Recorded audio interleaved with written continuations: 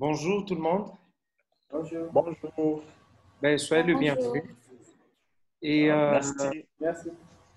moi, je suis Israël Chipamba Mukunaï. Je suis directeur artistique du Tarmac des auteurs à Kinshasa. C'est un lieu d'émergence, c'est un lieu qui est dédié à l'émergence théâtrale. Et nous organisons un festival de théâtre tous les 2 ans. Ça se passe à Kin, ça s'appelle. Et à côté de cela, le Tarmac des auteurs offre aux jeunes un lieu pour pouvoir se professionnaliser. Et aujourd'hui, nous vous proposons un débat en ligne. Ce débat est organisé dans le cadre du projet Creativi is Life lancé par l'ASBL Africalia. Face à la crise sanitaire mondiale qui a touché particulièrement le secteur culturel, Africalia avait décidé de soutenir les artistes dans leur dynamique créative par la mise en place d'un projet de bourse Creativi is Life. Et cette réponse ponctuelle devrait permettre en tout cas de soutenir l'émergence d'œuvres artistiques, que ce soit pendant, en réponse ou à la suite de cette période de crise. Ce projet s'attache à donner la voix et un cadre d'expression à des artistes issus d'univers variés, en faisant la part belle à des œuvres d'artistes émergents, dans l'optique de rendre visibles et audibles des acteurs culturels qui sont peu mis en lumière et particulièrement exposés à cette crise. Et ces bourses sont destinées à soutenir les artistes dans une situation d'urgence et leur permettre de se concentrer sur le processus créatif plutôt que de leur survie quotidienne. Et aujourd'hui, nous avons le plaisir d'accueillir sur ce plateau 3 artistes qui ont bénéficié de ces bourses. Donc, il y a Anthony Muchipula de la RDC à Lubumbashi. Anthony, je vous dis bonjour. Bonjour, c'est Israël. Ah, excusez-moi, je suis mal élevé, j'aurais dû commencer par la dame. J'aurais dû commencer par Oui. Ina, qui nous vient du Sénégal. Ina, bonjour. Bonjour. Alors, le troisième artiste, c'est Isaac Sahani, qui est un artiste de Kinshasa. Isaac, bonjour. Bonjour, Israël. Et puis, je vais saluer aussi nos amis d'Africalia qui participent aussi au débat. On ne les oublie pas. Je pense à Bénédicte Banzin et puis Julienne Girard. Bonjour. Bonjour. Alors, maintenant, je vais inviter pour ce premier débat, je vais demander à nos artistes de se présenter. J'accorde la parole à Ina, qui visiblement est chez lui à la maison. Ina. Bonjour, je suis même pas chez moi, je suis au bureau. D'accord. Donc, j'ai un collègue qui blague au mauvais moment. Voilà, je suis Ina Cham, photographe et vidéaste sénégalaise. Ouais. Voilà. Donc, Ina, vous avez publié un livre, c'est ça? Vous pouvez nous en parler un peu brièvement? Oui, mon œuvre s'appelle Issue de secours et c'est un livre qui parle de la résilience, des violences sexuelles et c'est un e-book qui combine photo et texte que j'ai mis en ligne sur mon site internet. Alors, nous allons y revenir tout à l'heure quand on aura terminé nos présentations. Donc, je propose que nous allions vers Lubumbashi. Anthony, Oui. bonjour. Tu peux nous parler un peu brièvement de ton projet. Oui, bonjour à tous ceux qui nous suivent. C'est Anthony Muchipule depuis Lubumbashi, artiste plasticien. Ce que j'ai présenté avec Creativity is Live, c'était une vidéo composée d'une série de fresques réalisées sur 3 sites. Le premier site qui était un centre d'art très connu dans ma ville, qui s'appelle Centre d'Art Waza. Et le deuxième, c'était l'œuvre qui était placée sur le marché musée, qui parlait sur le plan économique, et aussi celle du centre d'éveil pour la femme, qui est un centre social. Et j'ai parlé aussi sur le plan social, comment le tout a été parlé sur les ripostes, les précautions à prendre sur la lutte contre la COVID-19. Alors, nous aurons l'occasion d'y revenir plus en détail. Et je propose que nous atterrissions maintenant dans la ville de Kinshasa. Alors, Isaac? Ouais, moi c'est Isaac, je suis artiste visuel. Je travaille sur la photographie, la vidéo, les dessins et plusieurs autres médiums, l'installation aussi. Et à travers le projet Creativity is Life, j'ai réalisé une exposition des photos et des installations où j'avais fait des photos durant la période de confinement, depuis le mois d'avril jusqu'après confinement. Et l'œuvre finale qui a été publiée, c'était la vidéo de l'exposition qui montre en tout le travail final que j'ai à produire durant ma résidence. Maintenant, moi, je voudrais un peu qu'on entre dans le vif du sujet. Je voudrais savoir en quoi est-ce que ces œuvres que vous avez réalisées sont-elles importantes à vos yeux et quel message particulièrement avez-vous voulu exprimer? Donc, je propose qu'on donne la parole à Ina.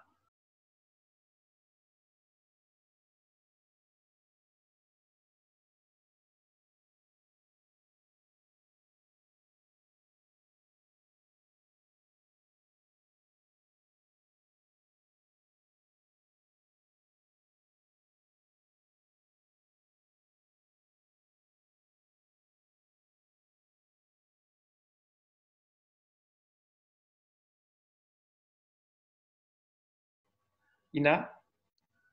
Oui, l'importance de cette œuvre se trouve surtout sur la question sur laquelle en fait j'ai travaillé sur Issue de secours. C'est sur les violences sexuelles. Je pense que on en parle depuis, c'est un débat infini, c'est un problème qu'on n'arrive pas vraiment à cerner, surtout chez nous. Et donc, c'était important pour moi d'en parler. J'avoue que c'est une œuvre sur laquelle je travaille depuis 2018. Et pour moi, c'était vraiment, avec Creativity is Life, c'était le moment pour moi de finaliser et de publier cette œuvre. Toute cette année, le Sénégal est vraiment marqué par beaucoup d'événements sur les violences sexuelles. Il y a eu des sittings, il y a eu une nouvelle loi qui est votée pour criminaliser le viol. Donc, pour moi, c'était vraiment le moment de sortir cette œuvre. Et donc, l'idée, en fait, l'objectif ou le message qu'on veut lancer, surtout, c'est d'essayer aussi de chercher une solution ou de donner de la force à ces victimes qui sont là. Même s'il y a des lois votées et tout ça, mais les victimes sont là. Donc, il faut qu'on trouve une solution à leur survie.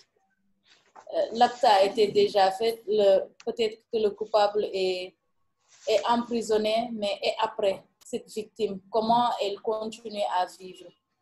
Donc, voilà, l'idée, c'est que la population en tant que telle fasse un focus sur cette victime-là. Et puis, elle aussi est un moyen ou une idée de se dire comment je sors de ce trou noir. Donc, voilà, c'est ça en tout cas les deux messages qu'il fallait lancer à travers l'œuvre. Alors, moi, je voudrais quand même avoir votre avis Bon, puisque nous parlons des violences sexuelles, actuellement en République démocratique du Congo, il y a un débat dans le cadre de la lutte contre le virus Ebola. Les bailleurs extérieurs du pays avaient donné beaucoup de moyens pour la riposte. Et certains des gens qui devraient lutter contre le virus Ebola se sont retrouvés à proposer, à violer les femmes, enfin à leur proposer, avant de les engager dans l'équipe des ripostes et à leur accorder des avantages sexuels.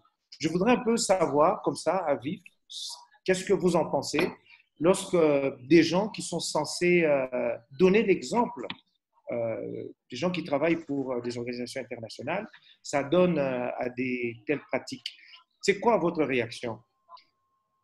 À mon avis, la remarque qui a été faite et qui est assez générale, c'est qu'en des moments de perturbation d'un pays comme genre des pays, surtout, disons, c'est un truc général, c'est que la femme est utilisée comme un outil. Et ça revient. On a vu ça dans beaucoup de pays de guerre où on utilise la femme comme pour déstabiliser en fait, l'adversaire. Et ça revient à votre exemple. Je pense que c'est qu'il faut, c'est un vrai lavage de cerveau, cette stigmatisation, parce que c'est quand même aberrant d'entendre cet exemple-là. Et moi, à mon avis, ça revient à cette remarque qu'on a fait dans beaucoup de pays, le fait que elle n'est pas, en fait, on l'utilise, on a fait un outil. Et ça, vraiment, c'est la vraie question, la base en tout cas, de tous ces problèmes de violence sexuelle ou conjugale, c'est que cette considération, c'est la considération qui manque. Et pour moi, c'est le vrai débat, c'est là où se trouve le problème. Alors, nos amis congolais, vous avez une réaction? Par rapport à ce sujet sur les violences sexuelles, notamment l'actualité, parce que je trouve que le travail de Ina a un lien avec l'actualité congolaise. Moi, si je peux réagir, c'est face à cette stigmatisation, je pense que c'est une chose à toujours à décrire. Je suis d'abord content d'avoir rencontré aussi l'une des artistes qui sont là pour s'engager contre toutes ces violences sexuelles. Et je rends hommage aussi à tous ces artistes féminins qui sont ici en RDC. Entre autres, il y a la collègue Rita Mkebele qui lutte chaque fois sur la violence faite à la femme. Nous avons aussi beaucoup d'artistes ici à Congolais. D'ailleurs, celles qui sont à Goma, je connais l'une d'entre elles, Pamela, qui a fait toute une tournée avec ça, dans l'une des biennales que je l'ai vu, je l'ai rencontré, il parlait toujours de la violence faite à la femme. Et surtout que nous sommes un peuple les plus touchés à l'instant. Je pense que nous sommes un peuple les plus touchés par rapport à la violence parce qu'on a une guerre infinie à l'Est qui ne finit pas. Espérons que ça va finir bientôt, vu les efforts des autorités que nous voyons chaque fois, ces derniers temps aussi. Et suite à ça, je dirais que c'est aussi un apport considérable de voir une autre artiste sénégalaise qui partage la même idée de ces abus qu'on commet aux femmes. Moi, je pense que c'est vraiment une bonne démarche qu'elle a choisie en tant qu'artiste. Et surtout pendant cette période des crises. Cette période de crise, il y a eu trop de violences, non seulement en RDC, non seulement en Afrique, mais aussi partout dans le monde. On a vécu nous avons vu ça dans les réseaux sociaux, des informations, que Et voilà, il y a beaucoup d'artistes qui ont, d'ailleurs, qui ont postulé par rapport à cette thématique de lutte contre la violence. Nous avons vu, oui, j'ai vu beaucoup de gens qui préparaient à faire lancer les messages contre la violence sexuelle. Et ils ont fait des performances pendant même les confinements. Donc, beaucoup de confinements, beaucoup de choses qui se sont passées. Et voilà. Moi, je trouve que mon sentiment est d'encourager, de féliciter l'artiste qui a osé de faire un peu. Isaac, un commentaire peut-être? Ouais, je suis là. C'est une des questions sensibles qu'il faut, que j'encourage Ina à développer parce que c'est quand même un paradoxe de voir que les gens qui sont censés protéger ces femmes, les gens qui sont censés défendre ces femmes et tomber dans la même piège, ça, c'est vraiment déplorable. Et ça rentre même dans nos prérogatives en tant qu'artiste d'en parler, de ne pas baisser les bras, de continuer toujours à en parler et pas seulement en dénonçant, mais aussi en proposant parce que tout le monde peut dénoncer, tout le monde peut en parler, mais après, quelles sont les propositions? C'est là aussi le problème. Parce que c'est une question qui ne regarde pas seulement nous les artistes, ça touche tout le monde, d'autant plus que ces femmes-là, ce sont nos mamans, ce sont nos sœurs, ce sont nos filles, nos grands-mères. Et moi, je comprends, quand elle en parle, parce que nous, on vit ici au Congo, à Goma, on voit comment nos familles, nos frères, des gens, ils sont, les femmes, les femmes sont touchées dans ça. C'est vraiment déplorable, quoi. Coup de chapeau à Ina. Alors, Ina, okay. Est-ce que vous pouvez un peu nous parler du processus créatif? Comment ça s'est déroulé, les étapes de travail? Est-ce que vous pouvez nous partager cette expérience? Oui, en fait, comme je disais, je me suis basée sur mon histoire à moi. Et donc, j'ai repensé à ce que j'ai vécu comme violence sexuelle. Ensuite, aux étapes auxquelles je suis passée, ce qui m'a fait mal, ce qui m'a aidé, ce qui était un challenge pour moi. Et donc, j'ai d'abord écrit ces étapes-là. Et ensuite, j'ai voulu faire des photos. J'ai commencé par faire les photos. Mais à un moment donné, je me suis dit, je ne veux pas me limiter à mon histoire. Parce que je sais que je ne suis pas la seule. Alors, il fallait que je fasse une enquête. Et j'ai rencontré une personne sur Twitter par hasard. On a parlé du sujet et cette personne donc travaillait beaucoup sur le sujet. Il m'a présenté à des victimes auxquelles j'ai parlé anonymement. Donc, on s'est partagé beaucoup d'histoires. Et donc, j'ai réajusté ma série photo qui dépendait de la mienne en fonction de toutes les histoires qu'on m'avait racontées. Ensuite, j'ai commencé à faire des photos. Les photos sont en noir et blanc et c'est des autoportraits. Et chaque image raconte une étape de résilience par laquelle je ne dirais pas je suis passée, mais on est passé. Parce que finalement, ce n'est plus l'histoire de Ina, mais c'est l'histoire de beaucoup d'autres femmes qui sont victimes de violences sexuelles. Après les photos, j'ai commencé à écrire les textes, toujours en fonction de mon histoire et celle des autres. Et les textes constituent des dialogues. Et chaque dialogue relate une image. Donc, c'est des diptyques, dialogue plus image, et c'est 10 photos avec 10 dialogues qui constituent le e-book issu de ce cours. Alors, une autre question que je voudrais te poser, Ina, comment est-ce que tu envisages l'avenir de cette œuvre que tu as produite?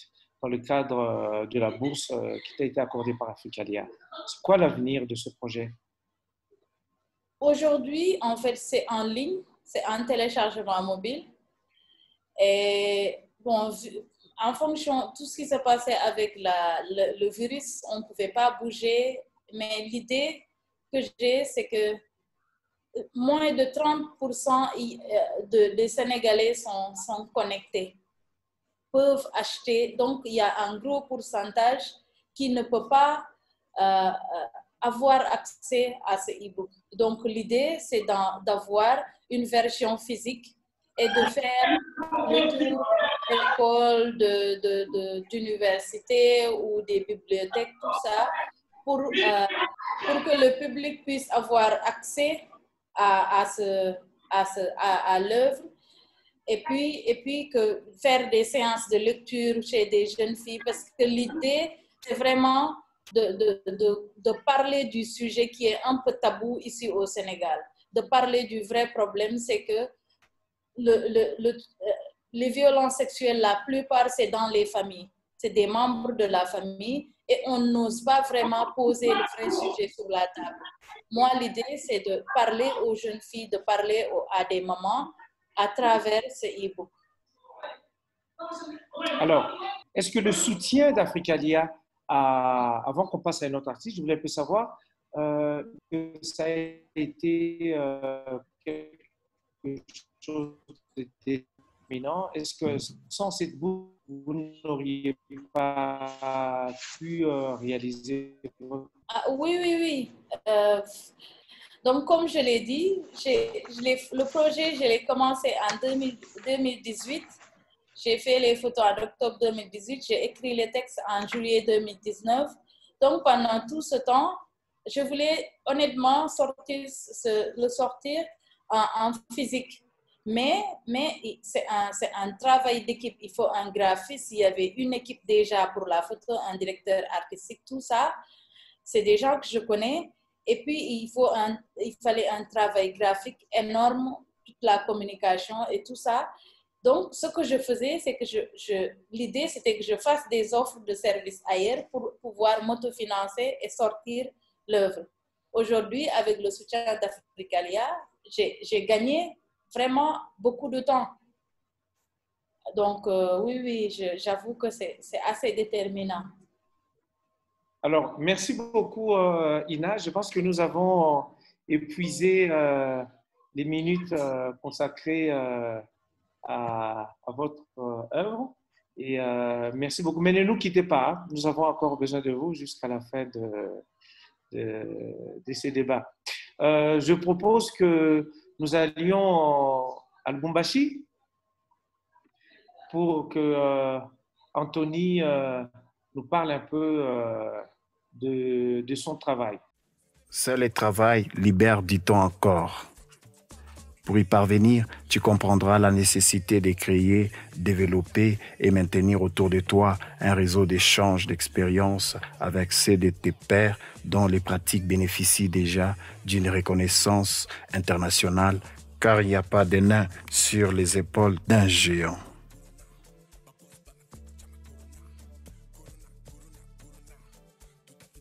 Donc, Anthony, je vous accorde la parole. Oui, tout d'abord, je donnerai les noms. C'était le nom de mon travail, c'est Kisha COVID-19. C'est un mot swahili qui signifie après Covid. Donc, moi, j'envisageais, avant même cette bourse, que j'envisageais déjà comment faire quelque chose après cette crise, ces confinements qui nous a tous surpris. J'ai préparé à faire quelque chose, cette bourse d'Africalia, suite à une exposition que j'avais réalisée tout juste un mois avant cette crise, cette menace. Cette exposition s'intitulait Adaptation. C'est-à-dire, c'est un jeu de mots qui a action et action. Une première pour moi après 5 ans, je pense, dans ma scène artistique, une exposition vraiment privée. professionnelle. Alors, il fallait m'adapter à la situation. Donc, j'ai trouvé un thème avec lequel qui pouvait bien s'adapter à la crise COVID-19. Alors, il fallait choisir Kisha Covid. Donc, j'envisageais déjà, après Covid, quel serait le monde artistique, quel serait le monde social ou économique. Et c'est pourquoi j'ai choisi 3 sites. En premier, c'était le site culturel, qui est le Centre d'art Waza. J'ai réalisé une fresque qui représentait différents éléments qui luttent contre la COVID-19. Si vous voyez bien la vidéo, il y a à gauche, il y a un masque, un cache-nez. Les suivants, c'était un crayon qui était à côté, je pense. Au milieu, il y avait un désinfectant, un gel désinfectant, et aussi un masque traditionnel pour soulever encore une fois, susciter un peu la question sur la restitution, mais c'était pas... Mais pour revaloriser encore notre culture traditionnelle ou ancestrale. Et ensuite, au finish, j'ai mis la palette sur cette œuvre. Et c'était pour annoncer aux gens, véhiculer un message aux gens, tous ces passants, parce que c'est en quelque sorte des graffitis. Et les graffitis, comme ce sont les arts qui suscitent encore plus ou qui nécessitent encore plus d'être plus compréhensifs que contemporains. Alors, j'ai réalisé tous les objets un peu plus réels qu'abstraits pour que voilà, qu'ils puissent bien faire comprendre à tous, comme c'était un sujet à sensibilisation. Et vite, pour aller vite encore, il y avait une autre fresque réalisée au marché musée. Cette fresque, celle-là qui représentait la lutte contre Covid-19 sur le plan économique. Alors, et par là, je me suis lancé un grand défi parce que c'était ma première fois de me placer devant un public avec une heure différente. Et il fallait... Et je suis content parce que j'ai su maîtriser ce public qui est pas mal. Vous connaissez bien le Lubumbashi, mais c'est Israël, vous connaissez les gens, il fallait maîtriser tous ces publics, il fallait... Alors, j'ai réalisé cette femme, c'est là que j'ai rendu hommage, je rends encore une fois hommage à Thiam, à toutes ces femmes qui luttent contre l'égalité et aussi qui luttent contre plutôt cette stigmatisation et aussi qui luttent pour la parité.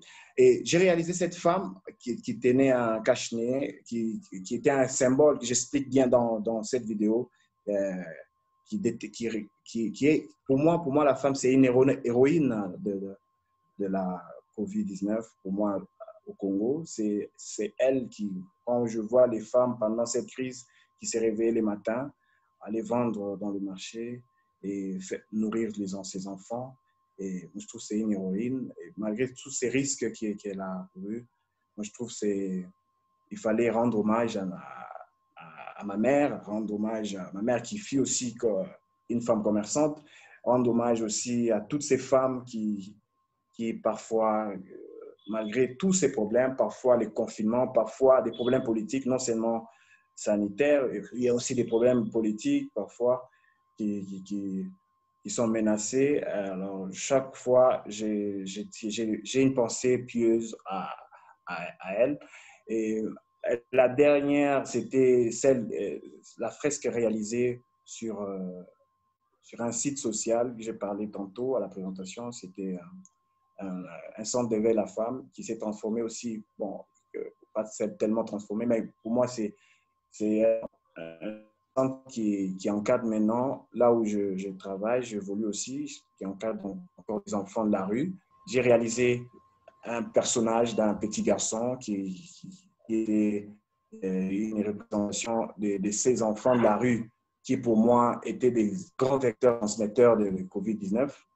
Parce qu'à chaque fois, ce sont ces enfants qui sont mal encadrés Et je me disais, si cette crise, c'est Corona, tombait à pic, arrivé au pic voilà, de la contamination, où serait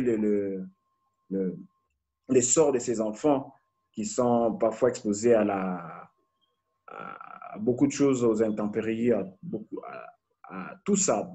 Alors, j'ai représenté cette œuvre qui montrait comment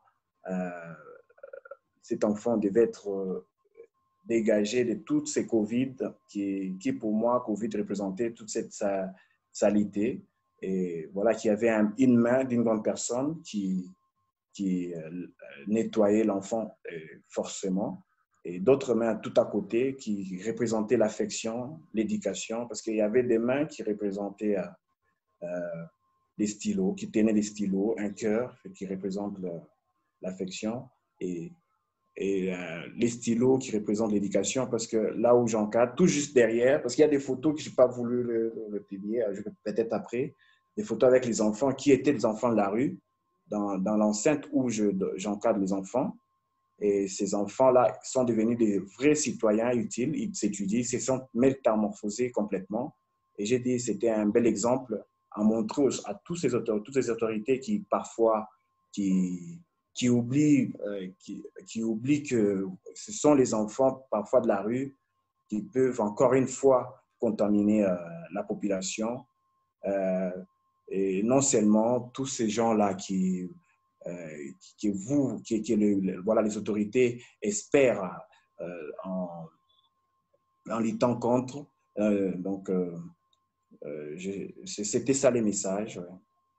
Anthony, on connaît un peu comment est-ce qu'il est parfois difficile pour les artistes congolais d'investir l'espace public parce que à Kinshasa, comme à Lubumbashi, il y a beaucoup de tracasseries. Comment vous avez géré, comment est-ce que vous avez réussi à convaincre les pouvoirs publics pour aller réaliser votre œuvre au marché musée Kabila? Ça s'est passé comment? Avec la police, avec la mairie? Est-ce qu'ils vous ont accompagné? Est-ce qu'il fallait payer? Comment ça s'est passé? Alors, il fallait, la procédure était difficile. Il fallait convaincre les autorités de la place municipale. Et j'ai quand même réussi à les convaincre parce qu'il fallait voilà, passer par la meilleure procédure. Parce que c'était les seuls moyens à faire. La seule façon à faire, c'était de convaincre parce que c'était une œuvre publique. Et une œuvre publique doit être présentée d'abord par les autorités de la place. Et ces autorités nous ont fait une lettre de permission, surtout au marché, parce qu'il faut avoir cette lettre présentée à chaque fois avec des tracasseries. Comme vous l'avez dit, il y a des tracasseries ça et là, des agents de l'ordre et aussi tous ces publics parfois que vous connaissez du marché qui sont prêts à prendre tout ce qu'ils trouvent à côté qui ne leur appartient même pas. Alors, il fallait avoir toute cette sécurité. Ils m'ont envoyé leur sécurité. Alors, j'étais bien accompagné. Grâce à cette lettre, je pense que tout s'est bien passé. Mais moi, ce que je voudrais surtout savoir, est-ce que cette lettre a été payante ou elle a été gratuite? Est-ce que le pouvoir public ont compris le sens de votre projet? Est-ce qu'ils l'ont accompagné ou ils ont cherché à se faire de l'argent? Je suis content pour cette question. Et depuis un certain temps, ça fait 2 ans, 3 ans, je me suis dit qu'il fallait amener son art vers le public. Parce que vous connaissez le public parfois profane, que moi j'ai dit tout le temps, et ne comprend pas bien l'art contemporain. Alors c'est pourquoi j'ai essayé, ça fait 3 ans ou 4 ans, j'ai essayé de m'investir dans les graffitis. Moi, à un certain moment, qui était un sculpteur, et j'ai cherché un moyen de descendre sur terrain, sur un public. C'était celui de participer dans des campagnes de sensibilisation avec des graffitis, échanger avec des artistes populaires urbains de la place. Et tout ça a fait que créer un petit nom pour que, voilà, et présenter, c'était un moyen de laisser sa conviction pour que cette lettre soit approuvée, tout ça. Donc, il fallait, voilà, présenter, et, et et j'ai aimé parce qu'ils m'ont donné leur sécurité pour que je sois bien accompagné. Ils savaient qu'il y avait toujours trop de demandes à faire, d'argent, de tracasseries.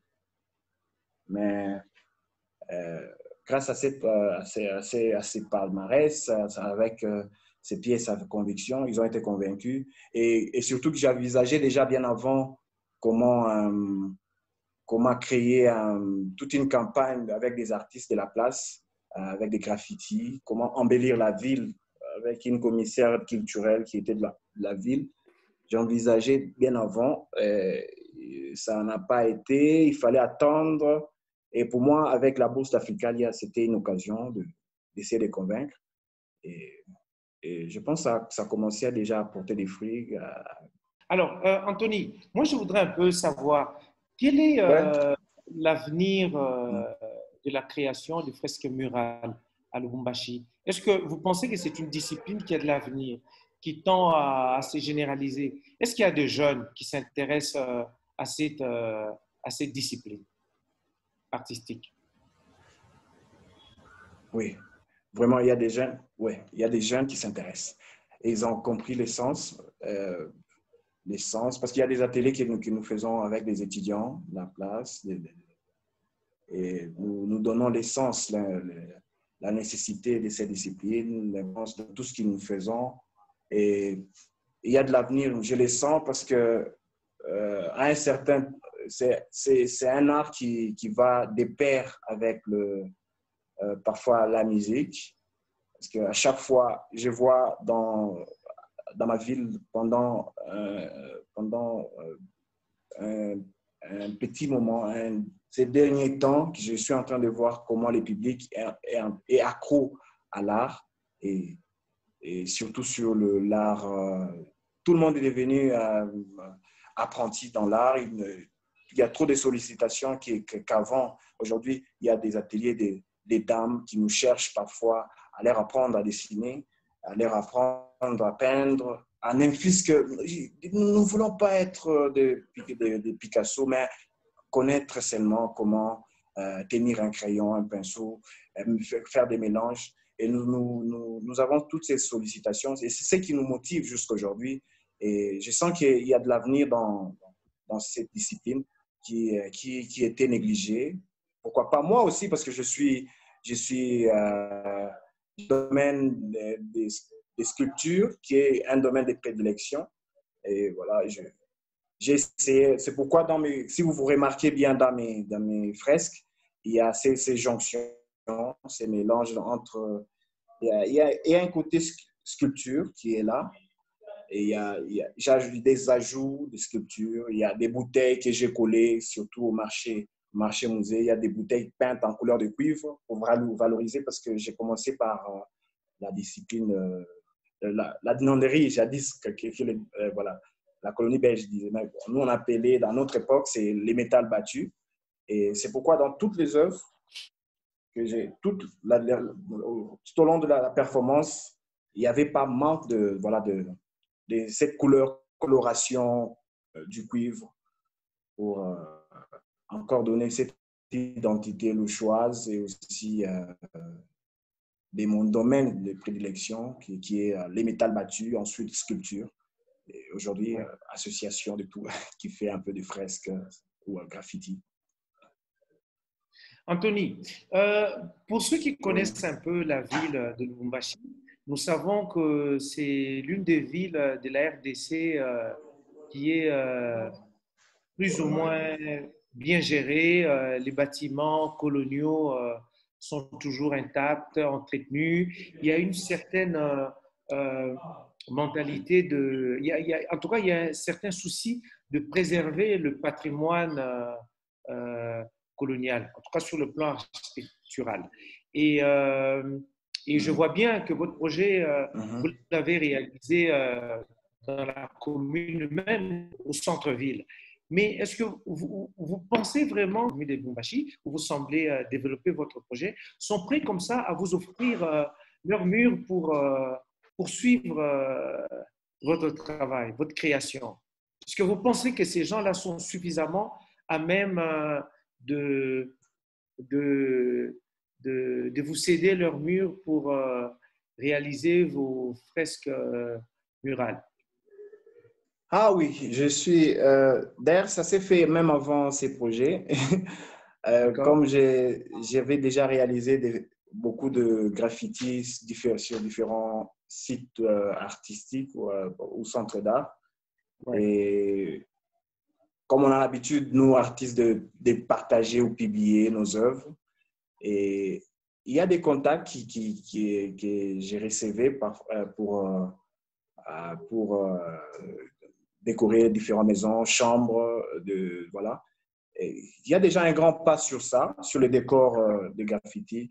Et c'est pourquoi, c'est derrière ça qui m'a poussé à créer, le, à, à faire cette exposition adaptation que j'ai parlé tantôt. Et comment concilier, qui avait comme objectif de véhiculer un message entre la conciliation entre l'art l'art pour l'art et l'art utile. Donc, comment décorer dans de différentes maisons, des bâtiments, de la place, comment collaborer avec et associer dans son art. Donc, c'était une façon de pousser vers ces publics, redonner les goûts de l'art à tous ces publics à travers nos commandes que nous recevons chaque fois. Oui. Comment envisagez-vous l'avenir de cette discipline? Ouais. C'est-à-dire au-delà de Kisha Covid, est-ce que vous avez d'autres projets? Ou alors Kisha Covid, est-ce que vous imaginez le faire circuler? Dans quelle mesure? Comment est-ce que ce projet peut rencontrer, comment est-ce que le public, en tout cas, va pouvoir rencontrer cette œuvre-là, avoir accès à cette œuvre? Est-ce que vous avez des projets? Comment envisagez-vous l'avenir? Pour l'avenir, j'ai un grand projet pour ça et j'ai à discuter avec différents responsables de différents centres d'art de Machi, rendre ces projets plus grands. Et j'ai trouvé très intéressant comment collaborer maintenant avec d'autres artistes qui n'ont pas eu cette occasion de participer à cette bourse. Et voilà, échanger avec eux dans différentes disciplines. Et pour encore, si je vous rappelais bien, j'ai parlé avant la bourse d'Africalia, que j'avais déjà proposé aux autorités de la place comment décorer la ville avec des fresques, voilà, redonner les goûts encore au public. Et grâce à cette d'élargir ces projets en invitant différents artistes de la place, j'ai des contacts déjà avec des gens qui sont prêts à élargir avec Kisha Covid. En déposant cette lettre, en demandant cette lettre d'autorisation de descente, on parlait avec les autorités municipales et ils sont d'accord, ils sont intéressés pour que voilà, cela puisse encore. D'accord. Donc, Anthony, je pense que nous avons fait le tour et nous avons suffisamment parlé de votre projet. Et je propose maintenant que nous allions dans la ville de Kinshasa. Et je plains tous ceux qui ne sont jamais venus à Kinshasa.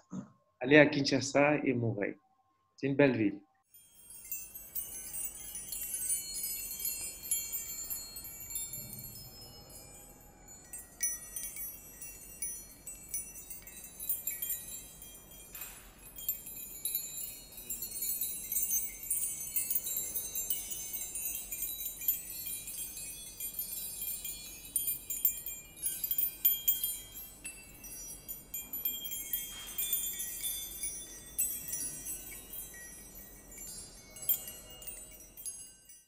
Alors, Isaac, est-ce que tu peux nous parler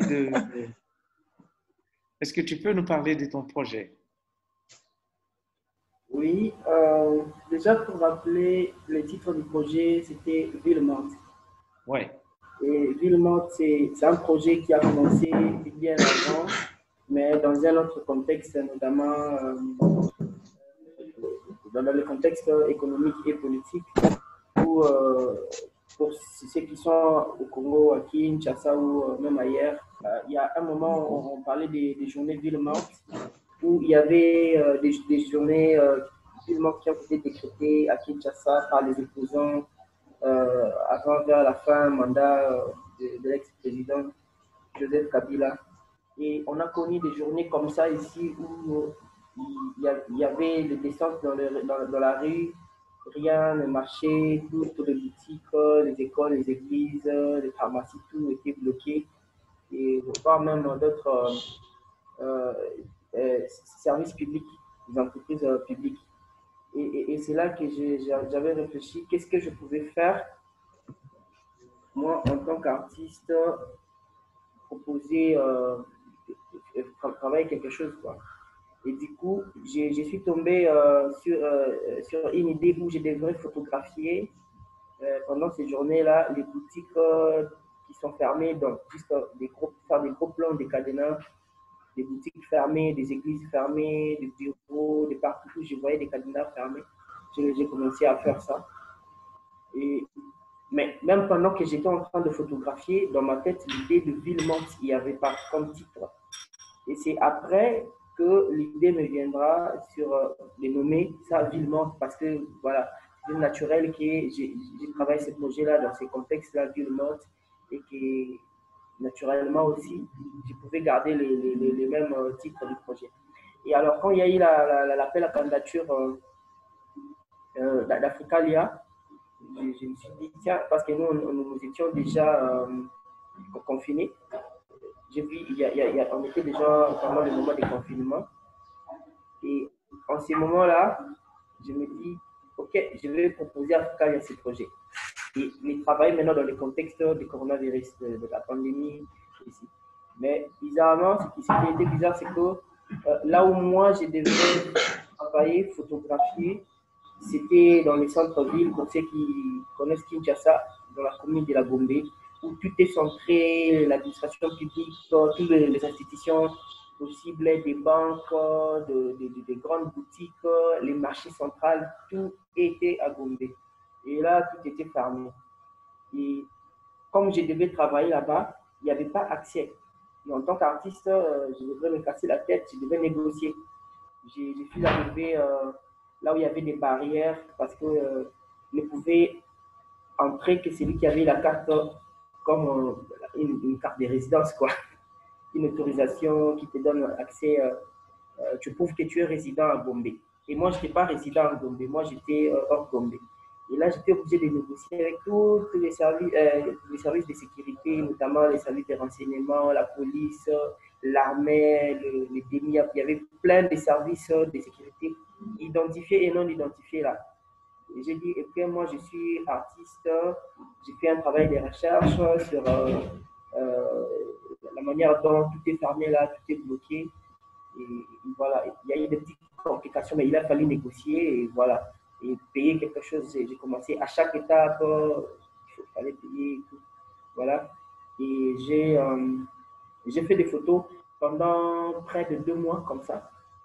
J'ai parti à Gombe, je sortais, je fais des photos, aussi des photos des bâtiments. Pour ceux qui ont vu l'exposition, la vidéo, j'ai aussi exposé les photos des bâtiments, des bâtiments importants de la ville, quoi. Juste quelques bâtiments. Euh, J'en avais fait beaucoup, mais j'ai sélectionné ce que j'ai présenté là.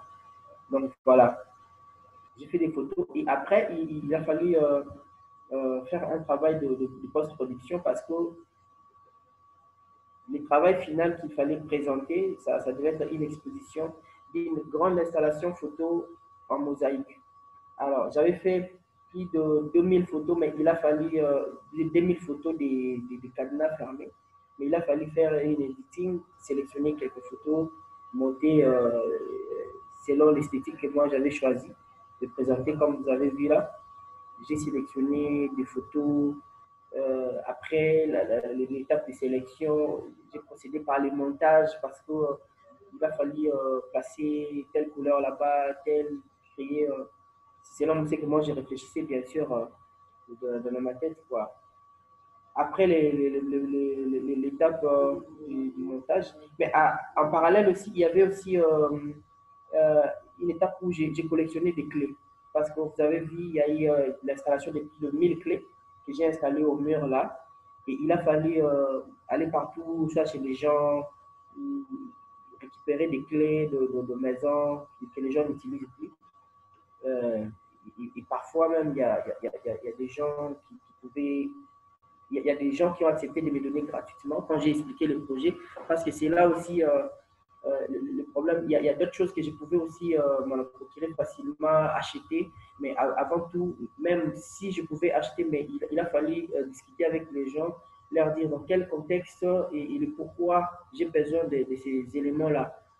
Et, et quand j'ai expliqué aux gens, et même ceux qui avaient accepté au départ de les vendre, il y a d'autres qui l'ont donné gratuitement parce qu'ils étaient intéressés au projet. Ils ont trouvé que c'était génial, c'était intéressant. Euh, un projet comme ça dans le contexte où tout est bloqué et un artiste leur ramène un projet comme ça. Et ça, c'est ce qui était bien pour moi. Donc, j'ai expliqué aux gens partout, tout le monde dans mon quartier, les amis, toutes les personnes de la famille, voilà, je suis en train de travailler sur tel projet en rapport avec les contextes actuels de coronavirus. Et beaucoup de gens étaient intéressés à participer. Mais seulement, c'était très compliqué pour moi parce que j'étais obligé d'organiser parfois des visites sur rendez-vous pour des gens qui étaient intéressés à voir comment le projet évolue comme ça. Et, et ce qui aussi était intéressant, c'est que mon projet, je ne suis pas installé à un endroit figé fixe où je le faisais. Aujourd'hui, parfois, je pouvais aller à tel endroit, je me déplaçais comme ça. C'est selon que je m'organisais. Et après cette étape-là, pendant presque... Parce que moi, pour souligner, moi, j'avais anticipé la résidence. Je crois qu'Africalia va s'y souvenir. J'avais dit que moi, je vais déjà commencer à travailler et bien avant parce que je ne savais pas où on allait, quand est-ce que les choses, quand est-ce qu'on allait déconfiner, quoi. Moi, ce qui était intéressant pendant ces moments-là, je devrais profiter. Et après 2 mois, j'ai maintenant organisé, je suis allé voir le directeur des Beaux-Arts qui était aussi intéressé à acquérir le projet et il m'a donné l'espace. Il m'a donné l'espace où je pouvais travailler. J'ai travaillé pendant 2 semaines comme ça. Il y avait des étudiants, il y avait des visiteurs, beaucoup de gens, de la famille, des amis de partout. On connaissait, où on communiquait sur le projet de bouche à l'oreille. Ils venaient visiter, voir comment nous étions en train de monter l'exposition. Parce que moi, personnellement, ce qui m'intéresse aussi dans le travail que je fais en tant qu'artiste, c'est les processus. C'est le processus qui est important et non le travail final. Le travail final, c'est bien, mais ce n'est pas ce qui m'intéresse plus. C'est le processus de comment je construis le travail et de comment les regards extérieurs des gens, comment les gens essayent de voir mon travail, comment les gens l'intègrent, comment les gens participent. Parce que moi, je profite aussi de tous ceux qui sont autour de moi ou de tous ceux qui viennent quand je travaille, quoi. C'est aussi une façon pour moi de me nourrir en tant qu'artiste parce que je me dis que le sujet ou le travail que nous faisons, ce n'est pas pour nous-mêmes. Euh, au départ, quand c'est dans la tête, c'est pour moi. Mais quand ça sort, ce n'est plus pour moi. Et je suis un peu dans la logique de partage, quoi. Et c'est comme ça qu'il y avait des gens qui venaient, on discutait sur le projet. Et pendant 2 semaines, vous avez vu sur des photos, on montait des expositions, on travaillait avec des gens comme ça. Et à la fin, il a fallu qu'il y ait un vernissage. C'était très compliqué parce que juste quand j'ai programmé le vernissage, c'était qu'on n'avait pas encore déconfiné. C'est-à-dire qu'on ne pouvait pas avoir plus de 20 personnes réunies ensemble. C'est ce qui était compliqué. Et même si on apprenait que vous avez organisé un truc, et vous avez appelé les gens et qu'il y aura plus de 20 personnes, la police vient intervenir. Et gloire à Dieu, quand on a fait la programmation de l'expo, avec bien sûr avec un bon nombre de gens limités, ce qui était intéressant, c'est qu'on cale la date et juste 3 jours après, on annonce le déconfinement.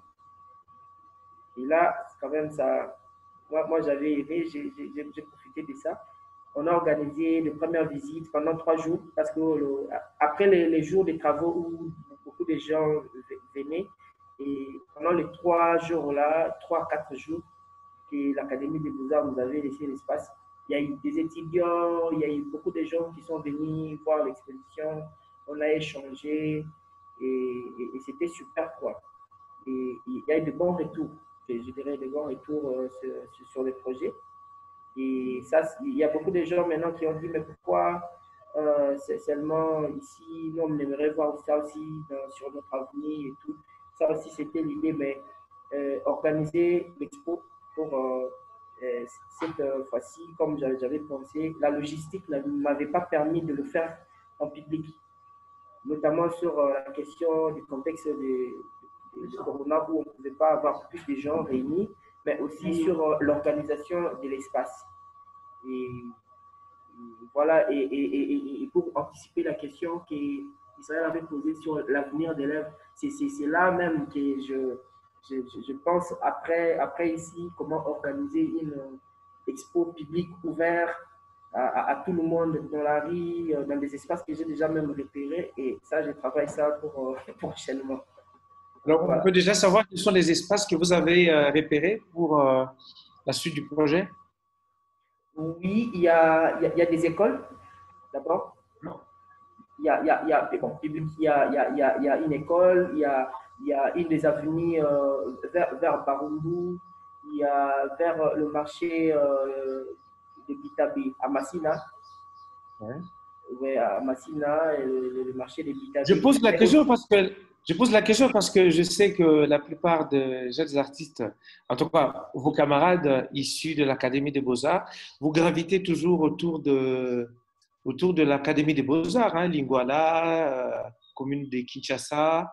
On ne vous voit pas souvent à Kitambo, moins encore à Bandal. Bon, c'est déjà bien que vous alliez vers Massina, mais voilà, Kinshasa est une ville d'environ, enfin, certains parlent de 12 millions. Comment est-ce que les habitants de Kinshasa peuvent accéder à votre œuvre? C'est important, c'est que tu viens de dire sur la question comment beaucoup d'artistes, beaucoup d'amis essayent de travailler soit sur Gombe, des centres culturels qui existent déjà, des centres étrangers, bien sûr. Oui, toujours, hein, on ne vous voit pas sur le tarmac. Bon, des centres culturels tenus par vos compatriotes. Oui, bien sûr, déjà pour Tarmac, on en parlera. Moi, personnellement, depuis que j'ai commencé ma carrière, ce qui m'intéresse, c'est la rue. Voire même, parce que je me dis, mon travail, moi, j'ai mes ressources dans la rue, et pourquoi après ce travail-là, aller, c'est bien, il y a des cadres que nous connaissons, professionnels, pour des raisons professionnelles, on peut aller dans ces espaces-là, mais je pense qu'en premier, en tant qu'artiste, et surtout dans la ville où j'évolue, le travail que je fais avant tout, c'est pour ces publics-là. Parce que je me nourris de ces publics-là, de cette ville de Kinshasa. Et en premier, c'est eux qui sont mes premiers cibles, le premier bénéficiaire du projet. Et c'est comme ça que j'ai eu à faire pas mal de projets, par exemple, dans la commune de Bandal, à Massina, en Galiema. Et moi, j'investis plus des espaces publics. Et c'est comme ça que même dans la stratégie de comment avoir victoire, j'ai eu à faire plusieurs fois des projets sur Rond-Point Victoire là. Et c'est ce qui m'intéresse toujours même pour la suite du projet Ville Morte. Et c'est un projet qui s'adapte partout. Et ces publics-là, il faut d'abord présenter ça aux habitants de la ville de Kinshasa. C'est très, très, très important. Alors, Isaac, moi, je voudrais un peu savoir, les cadenas, qu'est-ce que cela représente? Pour moi, les Pourquoi cadenas, avoir voulu cadenasser toutes les œuvres? ouais, Quel pour est le moi, message derrière? les cadenas ne sont que de possibilités. D'accord. Pour moi, en résumé, les cadenas ne sont que de possibilités. On voit Comment? des cadenas Expliquez-nous. fermés. D'accord? Euh, Moi, quand je vois le cadenas fermé, pour moi, ça ne dit pas fermé et fermé. C'est juste des possibilités, des réflexions, de comment on peut faire avancer les choses, de comment on peut penser les choses, de comment on peut décompter des situations, de comment on peut... et voilà, il y a des cadenas et puis à côté, il y a des clés. C'est juste des possibilités. Où c'est fermé, avec quelle clé, chaque problème correspond à une clé donnée et à chaque citoyen, à chaque individu dans la société de réfléchir. La charge ne revient pas aux politiciens comme beaucoup pensent ici. Ah, le politicien, c'est bien d'en parler, mais moi je pense qu'en tant que citoyen, avant tout, artiste aussi, la responsabilité nous revient. Du moment où Alors, ouais. j'ai une autre question au sujet du titre de votre projet, Ville morte. Ouais, Alors, Ville morte, pour tous ceux qui ont connu Kinshasa, ouais, ils savent que c'est surtout dans les années 90 ouais, que les villes mortes les plus spectaculaires ont été organisées par Étienne Tshisekedi, le père de l'actuel président de la République. ouais. Et, et pourquoi avoir appelé votre projet Ville morte? Et pour vous, c'est quoi la ville? Parce que pendant la pandémie, on peut dire que Kinshasa a continué sa vie en dehors de la Gombe. Est-ce que pour vous, la ville, c'est Gombe? Déjà, pour commencer, la ville, c'est Gombe. Dans notre contexte, oui, parce que euh, vous savez, à l'époque coloniale, la plupart des institutions, ça a été bâti là-bas à Gombe. C'est construit là-bas. On a le palais de la nation, on a, à part peut-être le palais du peuple qui est un peu à Lingouala à l'extérieur et tout, mais c'est presque et là-bas, des banques et tout, c'est à Gombe. Et pour moi, Gombe, c'est ce qui représente la ville de Kinshasa. C'est ce qui a représenté la ville de Kinshasa même pendant la pandémie. Parce que quand on a bloqué la Gombe, c'est tout le monde qui pleurait, tout était bloqué, quoi. Et c'est là même que le projet, c'est la question même que le projet aborde, notamment sur la question de comment repenser la ville, notamment sur aussi comment repenser la ville, sur la question de décentralisation, parce que là, tout est centré là-bas. Quand on bloque la Gombe, rien ne marche. Pourtant, Kinshasa, c'est juste un petit espace, moins de 100 hectares. Gombe ne prend pas plus de 100 hectares, je ne pense pas. Et voilà, un petit espace comme ça, on le bloque et toute la situation, toute la ville est bloquée. Et voire même le pays, vous voyez un peu. Et c'est très compliqué. C'est là même qu'il faut parler sur le sujet de comment repenser la ville, comment réorganiser la ville, et pour que notamment la ville ne soit pas représentée par Gombe ou la ville de Kinshasa ne soit pas Gombe en soi comme on le vit. Mais en tant que jeune, comment pensez-vous que cette ville devrait s'organiser? Comment est-ce que cette ville de Kinshasa euh, doit être organisée? Oui, comme je viens de le dire, notamment sur la question de la décentralisation. Imaginez si on renvoyait euh, certains, certaines institutions importantes du pays vers d'autres espaces qui existent déjà, qui sont non exploités. Ça, c'est déjà une des solutions. Des grands hôpitaux, des grandes écoles, des universités. Imaginez seulement si on décentralisait, pour ceux qui connaissent Kinshasa, ISC. On enlevait ISC, on le ramène, je ne sais pas, vers Maluku. Ça va déjà donner des possibilités même de vie vers Maluku. Parce qu'en ce moment-là, il y aura beaucoup d'étudiants qui vont fréquenter là-bas. Il va falloir construire des nouveaux hôpitaux, des marchés, voire même le marché central. Vous voyez, le marché central, où tous les Quinois viennent, c'est à Gombe. Et si on sortait le marché central de la Gombe, ça sera une des solutions. Moi, je pense que tout se résume autour de la question de décentralisation. Tout ne doit pas ou ne devrait pas être confiné, bloqué, figé vers Gombe. Je pense que ce n'est pas une bonne idée. Alors, moi, je voudrais poser une question à nos trois invités. J'aimerais vraiment avoir votre avis à tous les trois. Le monde post-Covid nous oblige aujourd'hui à repenser nos façons de créer et de diffuser l'art. Avant la pandémie, les gens avaient l'habitude d'aller au théâtre, d'aller au cinéma, d'aller au concert. Alors, quand le monde a été confiné, nous avons vu que ce qui s'est plus développé, ce sont le télétravail, le partage des vidéos.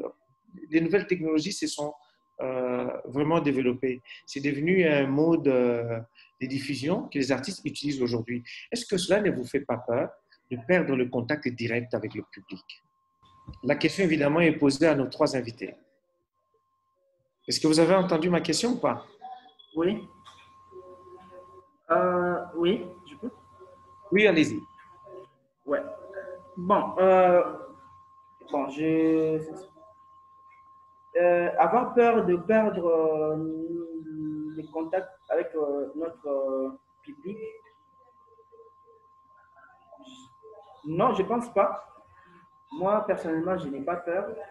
D'autant plus que la pandémie en soi, ça nous a imposé, c'est une dictature, s'il faut le dire.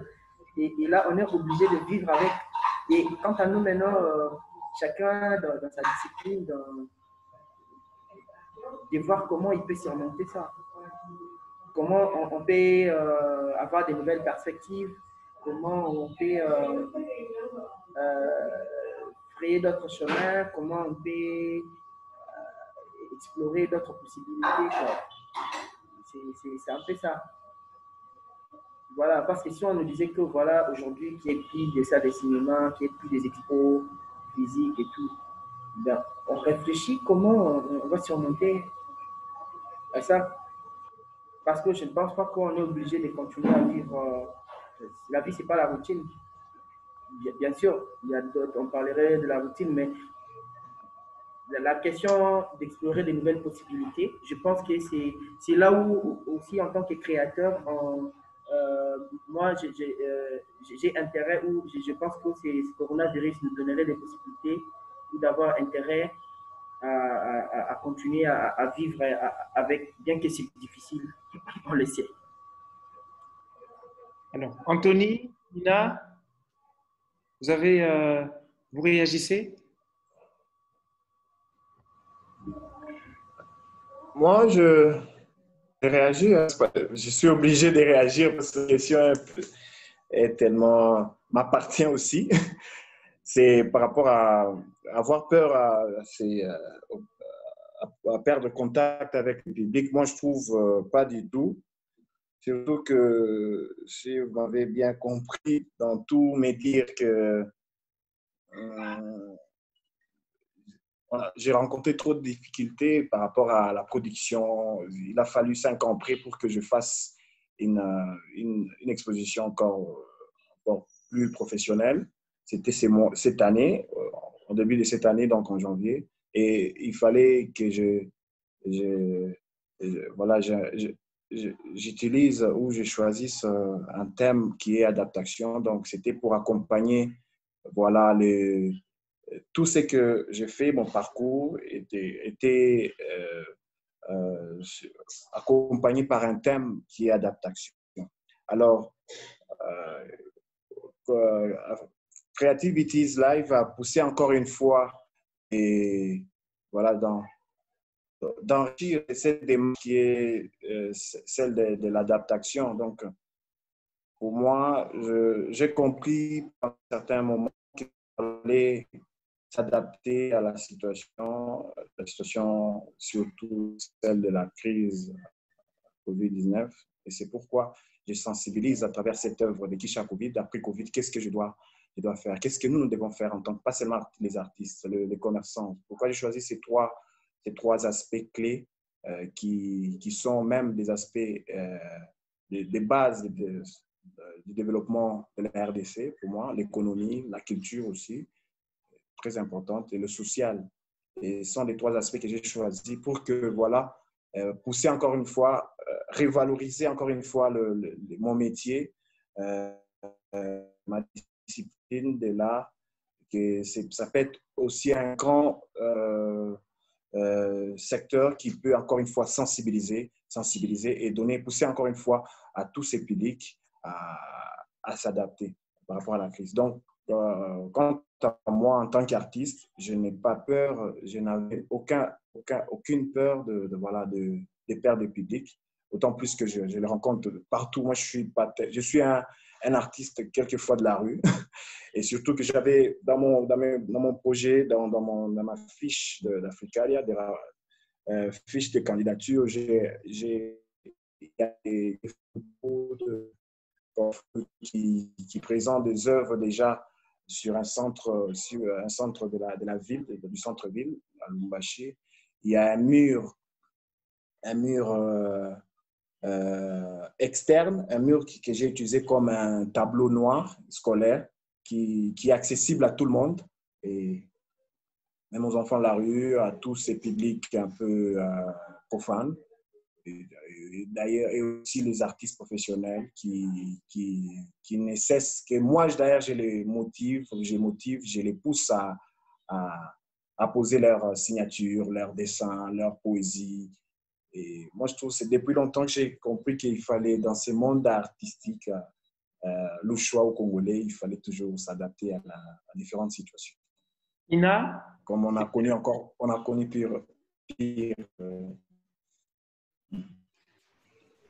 Oui, en fait, moi, je pense que c'est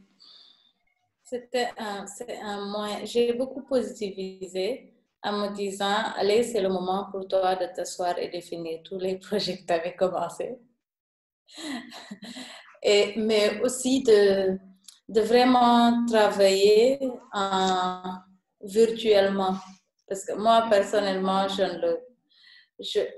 ne le faisais pas beaucoup. Je communiquais beaucoup sur mon travail sur les réseaux sociaux, mais le fait de se limiter à cette plateforme qui est tout ce qui est réseaux sociaux et de ne pas avoir à être en contact avec les gens, c'était vraiment une claque, mais il fallait qu'on se ressurgisse et qu'on dise, OK, c'est ça qui est là, qu'est-ce qu'il faut trouver, c'est quoi le moyen?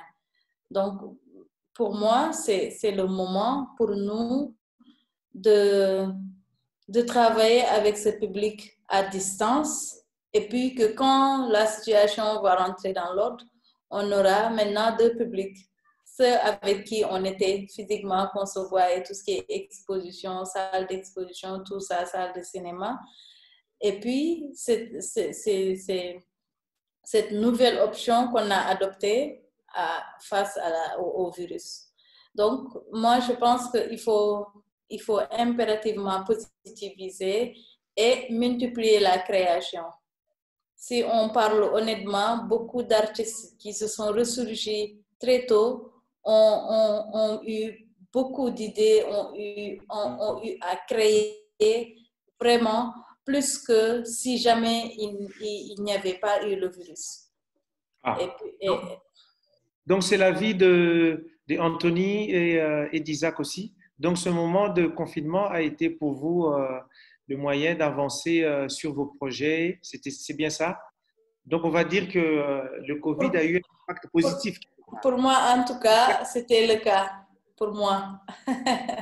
Alors, pour clôturer ce débat, je voudrais un peu savoir, moi aussi. Vous avez 30 secondes chacun. Quel conseil donneriez-vous aux artistes de votre secteur?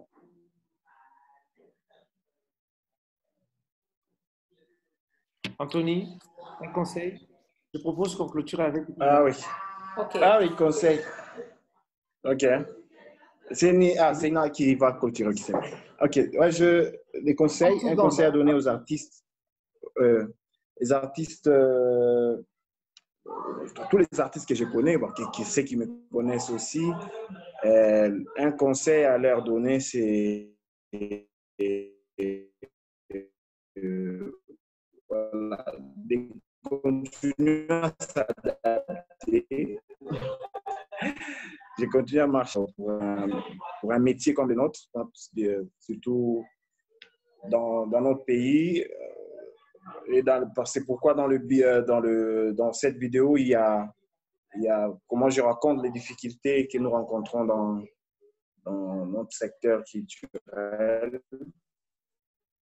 Et comme on a connu les buts, être armé de beaucoup d'arguments créatifs. Donc, c'est ça comme conseil, donc, de continuer à croire en ce qu'ils font, même pendant la crise. Isaac, un mot? Ouais. Je dirais comme conseil, c'est que du moment où nous sommes artistes, nous sommes des ambassadeurs de nos lieux d'habitation, de notre société et puis du reste des citoyens du monde. Nous sommes des ambassadeurs. Nous sommes là pour identifier des problèmes, pas seulement pour dénoncer, mais ensuite pour proposer. Donc, c'est ça quoi. Le travail qu'un artiste doit faire, c'est d'identifier les problèmes de sa société, de les dénoncer en proposant. Voilà. Ina, un mot de la fin, un conseil aux artistes? Moi, ce que je dirais, en fait, je dirais juste aux artistes, femmes surtout, de ne pas avoir le complexe de sortir leur ressenti sur n'importe quoi. Je pense que l'artiste, c'est aussi quelqu'un qui essaie de se satisfaire, une satisfaction personnelle à travers son œuvre avant de satisfaire le public. Qu'on n'est pas, même si on a une idée qui est un peu folle dans notre tête, il faut juste la sortir. C'est d'abord une satisfaction personnelle. Et de ne pas avoir le complexe d'être critiqué, de ne pas avoir peur des critiques. Et moi, je pense que il y a ces deux choses impératives pour être artiste, pour apprendre et apprendre de soi et apprendre des autres aussi. Parce que si vous ne me critiquez pas et que j'accepte ces critiques pour m'améliorer, je serai toujours à un niveau. Je pense que c'est les deux conseils que j'ai à donner. Merci beaucoup sur ce mot sage, Dina. Nous allons clôturer ce débat. Merci à Isaac. Merci à Isaac, merci à Ina, merci à Anthony, merci à Bénédicte, merci à Julienne. Et je vous souhaite bonne chance et à une prochaine fois. Merci à notre partenaire Africalia qui est, je n'ai pas honte de le dire, le partenaire le plus important pour le développement culturel en Afrique. Oui, ça fait très longtemps que Africalia soutient des structures en Afrique et il permet la professionnalisation des jeunes et nous en sommes très reconnaissants. Donc, merci à toute l'équipe d'Africalia, Frédéric, Corinne et tout le monde.